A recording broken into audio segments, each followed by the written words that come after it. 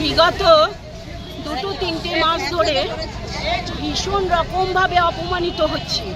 আমাদের যিনি নতুন পিএইচএন ম্যাডাম এসেছেন সংযুক্তা চক্রবর্তী, উনি পদে পদে অপমান করছেন, বলছে আমরা কাজ করি না।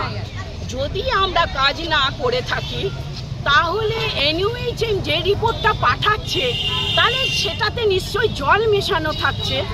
আমরা যদি কাজ না করে থাকি তাহলে ম্যাডাম পরশুদিন ভিসি হয়েছে, সেখানেও বলেছে আশারা কাজ করে না।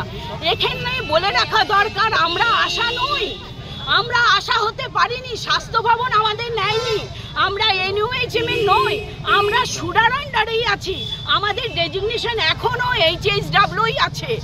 আমরা এত অপমান আর সইতে পারছি না। প্রত্যেকটা কাজ ফিল্ড থেকে আমরা তুলে নিয়ে আসি, ফিল্ড থেকে নিয়ে আসার পর ওনারা বলছেন হ্যাঁ আমাদের খাতাগুলো হয়তো সঠিক নেই, তবুও বলছি উনি যখন নতুন এসেছিলেন উনি প্রথমেই বলেছিলেন, আমরা বলেছিলাম ম্যাডাম এত খাতা কিনতে পাচ্ছি না, উনি বলেছিলেন আপনারা আপিল করুন, আমি খাতা দেব, খাতার ব্যবস্থা করে দেবো। এখন বলছেন 10 টাকা 5 টাকা খাতার দাম আপনারা কিনতে পাচ্ছেন না। উনি তো তাহলে প্রথমেই আমাদেরকে বলতে পারতেন। আর আমাদের খাতা আমরা কেউ আমরা বেতন পাই 5250, 24x7 আমাদেরকে ফিল্ডে থাকতে বলেন। এখানে বলে রাখা দরকার বিধাননগর হসপিটালে গর্ভবতী মা প্রসব করতে গিয়ে মারা যাচ্ছে, সেই মারা যাওয়ার দায়ভার আমাদের কাঁধে ফেলে দেওয়া হয়। আমরা গত 17 তারিখে গত মাসে নন্দিনী অধিকারী বলে একটি মেয়ে বিধাননগরে প্রসব করতে যায়। প্রসব করতে যাওয়ার পর সেই দিদি সেই মহিলা প্রসব করার পরে মারা যায় এবং ওইখানে আমরা চিঠি করেছিলাম এসডিওকে শুরু করে স্বাস্থ্য ভবনকে শুরু করে আমরা সিএমএইচ দপ্তর থেকে শুরু করে সব জায়গায় চিঠি পাঠিয়েছি যে দিদিরা প্রসব করতে গিয়ে মারা যাচ্ছে তার আমরা তো হসপিটাল পর্যন্ত পৌঁছে দিতে পারবো, ডাক্তারিটা তো আমরা জানি না, তাহলে সেই দায়টাও আমাদের কাঁধে ফেলে দেওয়া হচ্ছে, আমরা নাকি গাফিলতি করছি। তাহলে এত দায়ভার, আমাদের ইনসেন্টিভ লাগবে না, উনি বলছেন আমরা ইনসেন্টিভ অন্যরকমভাবে নিই, আমরা ইনসেন্টিভও নেব না, কিন্তু আমাদেরকে সম্মানজনক কথা বলো। যেদিন মাননীয় মুখ্যমন্ত্রী 129টা পৌরসভার আশাকর্মীদের কাজে সুনাম করেছিলেন, তার পরের দিন থেকেই আমাদের ওপরে অত্যাচার নেমে এসছে। আমরা কি এইটুকু সুনাম আমরা মাননীয়ার কাছ থেকে শুনতে পারি না? মাননীয়া তো করেছেন, মাননীয়া সুনাম করেছেন, কিন্তু আমাদের পিএইচএন ম্যাডাম আমাদেরকে কোনো রকম মানুষের পর্যায়ে ধরেন না। উনি সব সময় বলে যান আমরা কাজ করি না, সেজন্য আমরা চাইছি ইনসেন্টিভটাকে বয়কট করে দেবো। এবং এখানে একটা কথা বলে দরকার, আমরা যতবার দাবি নিয়ে এসেছি, আমাদের বোর্ড অফ অ্যাডমিনিস্ট্রেটর চেয়ারম্যান অনিন্দিতাদি ভীষণ রকম আমাদের কথা শোনেন এবং রাখি দিন আমাদের কথা শোনেন। রাখি দিন, আমরা আশা রাখছি দুজন দিদি আমাদের বক্তব্য শুনবেন। আমরা ইনসেন্টিভটাকে বয়কট করে দিচ্ছি।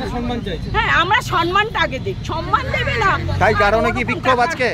তাই কারণে কি বিক্ষোভ? আপনার নাম? কেকা পাল।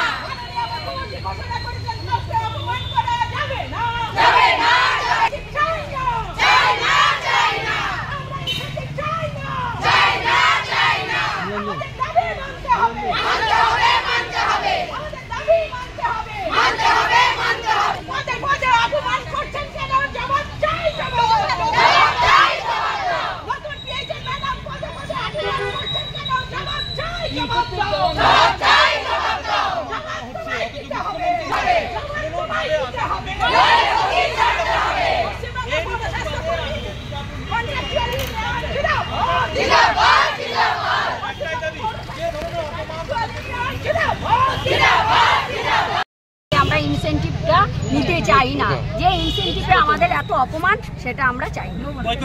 আমরা বয়কট, ইনসেন্টিভ আমরা বয়কট, কারণ আমরা যে 2021-এর আগে আমরা এই কাজগুলোই বিনা পয়সাতেই করেছি, হয়তো আমরা ফরম্যাট পাইনি, ফরম্যাট ফিল আপ করিনি, খাতায় লিখে করেছি, কিন্তু সেই কাজ আমরা 2021-এ যখন আমরা করছি তখন আমাদেরকে করানো হচ্ছে কিভাবে না ফরম্যাট ফিল আপ করে ইনসেন্টিভ দেওয়া হচ্ছে। সেই ইনসেন্টিভের বিনিময়ে যদি আমরা যখন বিনা পয়সা করেছি তাহলে ইনসেন্টিভ এই কদিন পাচ্ছি আমরা 10 টাকা, 15 টাকা, 100 টাকা, এই কদিন পাচ্ছি।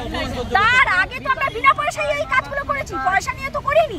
তাহলে এখন যখন পয়সা দিচ্ছে তখন আমাদেরকে অজস্র অপমান করছে, মুহূর্তে মুহূর্তে অপমানিত হচ্ছে। হ্যাঁ, আমরা খাতা ঠিক রাখতে পারি, এবার আমরা কেউ ম্যাম করছে কি বলছেন তারা?